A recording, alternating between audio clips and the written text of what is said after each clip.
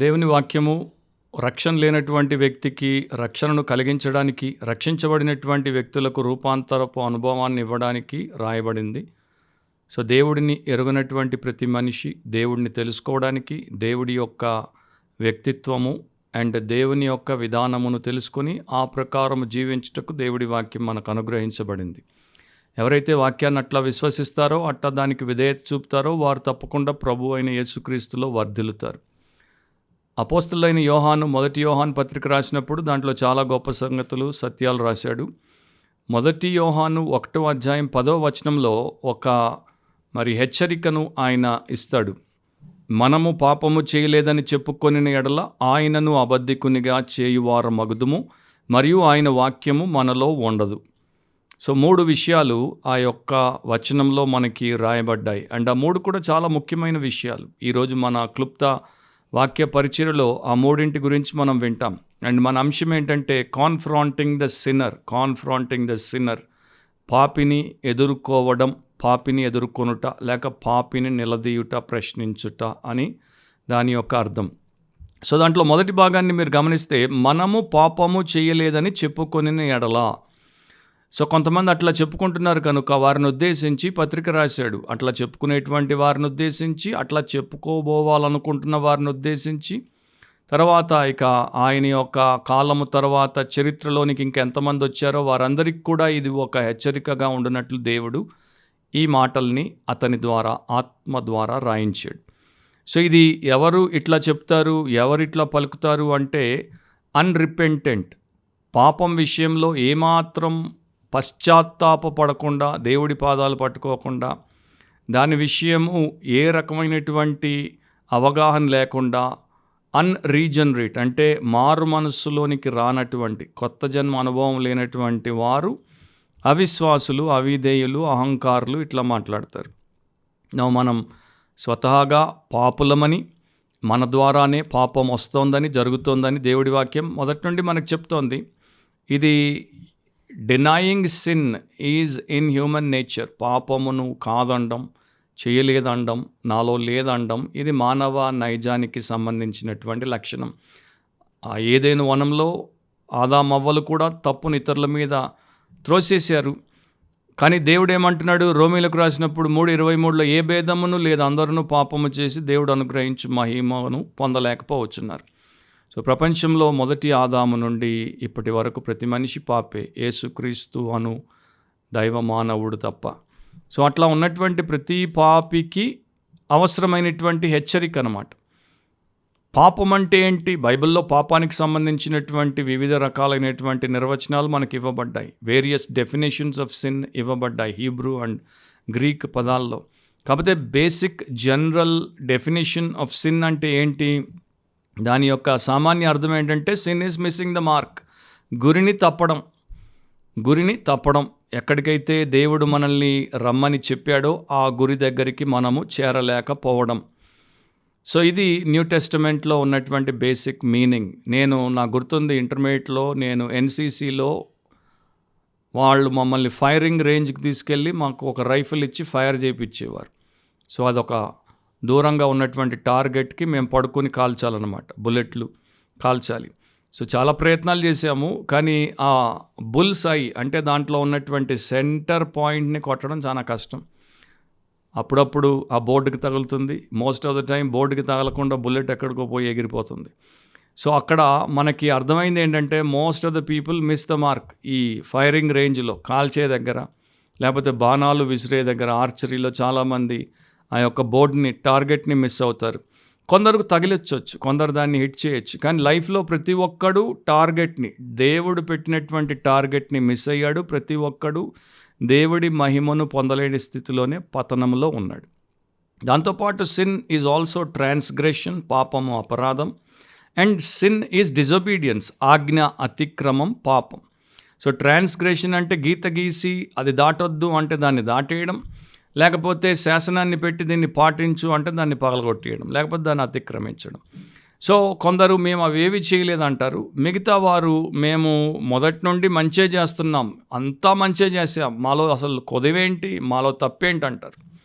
మత్తయి సువార్త 19:20లో అట్లాంటి ఒక యవనస్తుడైనటువంటి ధనికుడు యేసుప్రభు దగ్గరికి వచ్చినప్పుడు అతడు అంటాడు, అందుకు ఆ యవనుడు, ఇవన్నీ అనుసరించుచూనే ఉన్నాను, ఇకను నాకు కొదువ ఏమని ఆయనను అడిగెను.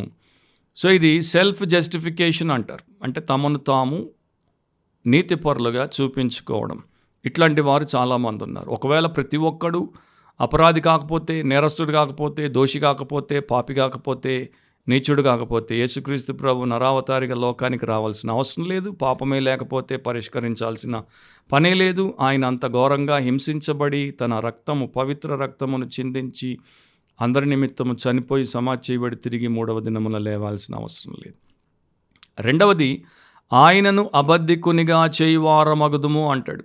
సో మనము పాపము చేయలేదని చెప్పుకునేట్లా ఆయనను అంటే దేవుడిని అబద్ధికునిగా చేయువారమగుదుము. సో ఇది చాలా చాలా దారుణమైనటువంటి విషయం. 8లో మీరు చూస్తే పాపము లేని వారమని చెప్పుకునే ఎడల అంటే there is no sin in us అని. తర్వాత ఇప్పుడు 10లో మనం పాపము చేయలేదని చెప్పుకునే ఎడల we do not practise sin, we do not commit sin అని 2 రకాలుగా కూడా మనుషులు మాట్లాడినప్పుడు, ఒకటి వారిని వారు మోసగుంచుకుంటున్నారు, రెండవది దేవుడిని వారు అబద్ధికునిగా ఎంచుతున్నారు. సో దేవుడి వాక్యపు సత్యం వారిలో లేదు. దేవుడి వాక్యపు దోషారోపణకి వారు గురి కానంత ఘోరంగా మనస్సాక్షిలో మొద్దుబారి ఉన్నారు. 1 యోహాను 5:9లో రాయబడింది, దేవుని కుమారుని యందు విశ్వాసముంచు వాడు తనలోనే ఈ సాక్ష్యమును కలిగి ఉన్నాడు. దేవుని నమ్మనివాడు ఆయన తన కుమారుని గూర్చి ఇచ్చిన సాక్ష్యమును నమ్మలేదు గనుక అతడు దేవుని అబద్ధికునిగా చేసిన వాడే. సో దేవుడిని అబద్ధికునిగా చేస్తున్నారనమాట ఇట్లా చెప్పినటువంటి వారు. దేవుడికి హృదయాంతరంగాల్లో ఉన్నటువంటి సమస్త పరిస్థితి తెలుసు. మనిషి మన మాటకి బోల్తా పడవచ్చు, మనిషి మన మాటను బట్టి దారి తప్పచ్చు, కానీ దేవుడిని మనం అట్లా బోల్తా కొట్టించలేం. ఎందుకంటే ఆయన 1 సమూయేలు 16:7లో అంటాడు, మనుషులు పై రూపమును లక్ష్యపెట్టుదురు కానీ యెహోవా హృదయమును లక్ష్యపెట్టును. సో దేవుడికి పైన ఉన్నటువంటి ఆ యొక్క అంశము కన్నా లోపల ఉన్నటువంటి విషయం ఏంటో బాగా తెలుసు. మనుషుల కొరకు మనం చాలా విషయాలను ముస్తాబు చేస్తాం, వారిని మైమార్పిస్తాం, వారిని మోసపుచ్చుతాం, కానీ దేవుడిని అట్లా మనము చేయలేము. ఎందుకంటే దేవుని యందు అసత్యము లేదు, దేవుని యందు సమస్తము సత్యం. అంటే సత్యవంతుడైనటువంటి దేవుడికి ప్రతి అసత్యము స్పష్టంగా కనబడుతుంది, ప్రతి అబద్ధము ఆ సత్యస్వరూపి ఎదుట బట్టబయలైపోతుంది. కనుక లైట్ రాగానే చీకట్లో ఉన్నదంతా తేటతెల్లమైపోతుంది, కనుక ఏది దాయబడదు. మూడవది, మరియు ఆయన వాక్యము మనలో ఉండదు. సో ఆయన వాక్యాన్ని వింటారు, ఆయన వాక్యాన్ని చదువుతారు, ఆయన వాక్యాన్ని రాసుకుంటారు, ఆయన వాక్యాన్ని చెప్తారు, కానీ ఆయన వాక్యం వారిలో ఉండట్లేదంటే ఆయన వాక్యం వారిని శాసించుటలేదు. ఆయన వాక్యం వారి యొక్క విశ్వాసమును, వారి విధేయతను నడిపించేటువంటిదిగా, నియంత్రించేటువంటిదిగా లేదు. కనుక వారు ఇట్లా ఉన్నారు. సో కొందరేమో మాలో అసలు పాపమే లేదని, కొందరేమో మేము పాపమే చేయలేదని. ఈ 2 కూడా అబద్ధాలని దేవుడి వాక్యంలో మనం చూసాం. ఒకటి రూట్ ఆఫ్ సిన్, పాపము మనలో ఉంది. రెండవది ఫ్రూట్ ఆఫ్ సిన్, పాపం ఉంది కనుక, పాప స్వభావం కనుక పాపాన్ని మనము చేస్తున్నాం. కీర్తనలో 14వ కీర్తన 2-3 వచనాల్లో అందుకని దేవుడి వాక్యం ఇట్లా చెప్తోంది, వివేకము కలిగి దేవుని వెదుకువారు కలరేమో అని యెహోవా ఆకాశము నుండి చూచి నరులను పరిశీలించెను. ఆయన ఆకాశం నుండి నరులను చూసినప్పుడు ప్రతి ఒక్కరిని చూశాడు. వారందరూ దారి తొలగి బొత్తిగా చెడి ఉన్నారు, మేలు చేయువారు ఎవరునూ లేరు, ఒక్కడైనను లేడు. ఆ టైంలో ఉన్న జనాభా అంతటిని చూశాడు, అందరూ చెడిపోయారు. ఇప్పుడు కూడా చూస్తున్నాడు, 800 కోట్ల మంది రక్షించబడి యేసు నీతితో కప్పబడినటువంటి వారు తప్ప అందరూ అదే పరిస్థితిలో ఉన్నారు. సో ఐదర్ ఇటైనా రక్షించబడి దేవుడి సంఘంలో ఉన్నటువంటి వారైనా, లేకపోతే పాపుల సమాజంలో ఉన్నవారైనా, 2 వర్గాల మనుషులు మనకు కనబడతారు. ఇటున్నవారు ఇటు రావాలంటే సింపుల్గా సామెత 28:13లో దేవుడి వాక్యం చెప్పినట్టు చేయాలి. అతిక్రమములను దాచిపెట్టువాడు వర్ధిల్లడు, వాటిని ఒప్పుకొని విడిచిపెట్టువాడు కనికరము పొందును. సో మాలో పాపము లేదు, మేము పాపం చేయలేదు అని నరకానికి పోయే కన్నా మన పాపములను మనం ఒప్పుకుంటే ఆయన నమ్మదగిన వాడు, నీతిమంతుడు. కనుక ఆయన మన పాపములను క్షమించి సమస్త దుర్నీతి నుండి మనల్ని పవిత్రులుగా చేస్తాడు. అది 9వ వచనంలో ఆయన చెప్పాడు. సో దావీదు దేవుని హృదయానుసారుడు ఎందుకయ్యాడు? దావీదు దుష్కార్యాలు చేశాడు, కానీ వెంటనే మనస్సాక్షిలో దోషారోపణకు గురై, నొప్పికి గురై ఒప్పేసుకున్నాడు.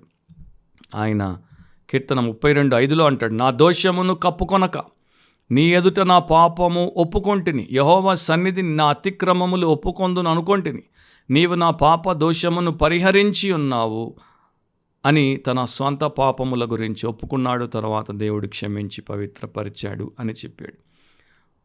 ఒక ఇంగ్లాండ్ చర్చ్లో సడన్గా సండే రోజు వర్తమానం అయిపోయిన తర్వాత కానుకల సమయం వచ్చేసరికి పాస్టర్ ఇట్లా ప్రకటన చేశాడు. ఈ చర్చ్లో ఒక విశ్వాసిగా ఉన్నటువంటి క్రైస్తవ భర్త పరపురుషుడి భార్యతో అక్రమ సంబంధం పెట్టుకున్నాడు. నా దగ్గర రుజువు ఉంది. ఆ వ్యక్తి ఈరోజు కానుక పెట్టెలో 10 పౌండ్ల నోటు వేస్తే విడిచిపెడతా, లేకపోతే వచ్చే వారం పేరు ఇక్కడ నుండి ప్రకటిస్తా. సో కానుకలు వేసేసారు, ఆశీర్వాదం అయింది, అందరూ వెళ్ళిపోయారు.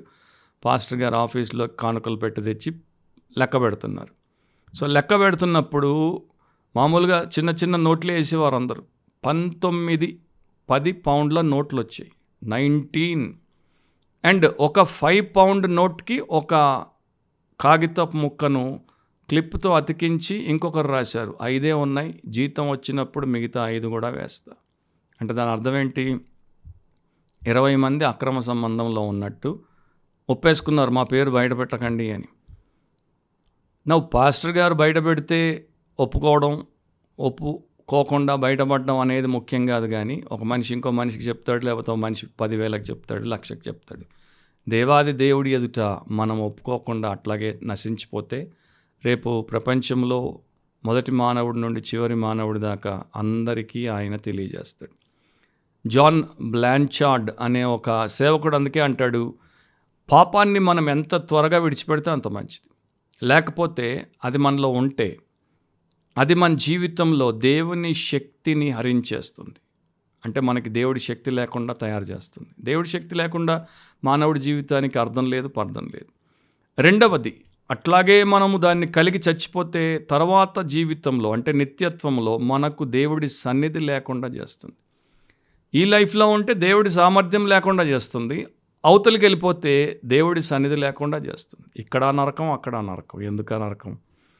అందుకనే భక్తి కలిగినటువంటి వారు, నిజముగా దేవుడిని గ్రహించినటువంటి వారు, వాక్యానికి లోబడినటువంటి ప్రతి ఒక్కరూ, ఎంతో గొప్ప పరిశుద్ధులుగా పేరుగాంచినటువంటి వారు కూడా ప్రపంచం ఆయన బతికున్నప్పుడే కాదు ఇప్పటికి కూడా ఆయన్ని పరిశుద్ధ సేవకుడు అంటున్నారు. అట్లాంటి సేవకుడు రాబర్ట్ మరే మక్షీన్, స్కాట్లాండ్లో డండి అనే ప్రాంతంలో సేవ చేసినటువంటి దైవ సేవకుడు. 30 ఏళ్లకే ప్రభునందు నిద్రించాడు. చిన్న జీవితం కానీ గొప్ప జీవితం. ఆయన తన గురించి ఇట్లా రాశాడు, The seeds of all my sins are in my heart, and perhaps the more dangerous that I do not see them. నా పాపముల యొక్క విత్తనములన్నీ నా హృదయంలో ఉన్నాయి, అండ్ బహుశా భయంకరమైనటువంటివి ఇంకా నేను చూడలేకపోతున్నాను. సో తన పరిశుద్ధత గురించి పేరుగాంచినప్పటికీ తనలో ఉన్న పాపాన్ని అతడు దేవుడి ఎదుట ప్రత్యేకంగా పెట్టడానికి, క్షమించబడ్డానికి, శుద్ధి చేయబడ్డానికి, దైవాశీర్వాదంలో కొనసాగడానికి ఆయన ఇష్టపడ్డాడు. కనుక ప్రతి ఒక్కరు అదే పని చేస్తే క్షేమం, అండ్ ఆ ప్రకారం మీరు చేసి మీ కుటుంబానికి కూడా క్షేమాన్ని కలిగిస్తే, మీరు మీ కుటుంబం మీ సంఘం క్షేమాభివృద్ధిలో ఉంటే, దైవ అనుగ్రహాన్ని కలిగి ఉంటే, అండ్ దేవుడి యొక్క శక్తిని ఈ లోకంలో కలిగి తర్వాత లోకంలో దేవుడి సన్నిధితో మీరు ఉంటే తరించిన వారు అవుతారు. అట్లాంటి కృప దేవుడు మీకు ఇవ్వడానికి ఇప్పుడే సిద్ధం. కనుక మీరు ఆలస్యం చేయకుండా లోబడండి, తగ్గించుకోండి, అడగండి, పొందండి, మేలు అనుభవించండి. ప్రభు అయిన యేసుక్రీస్తు యొక్క కృప మీ ఆత్మలకు తోడై ఉండునుగాక. ఆమేన్.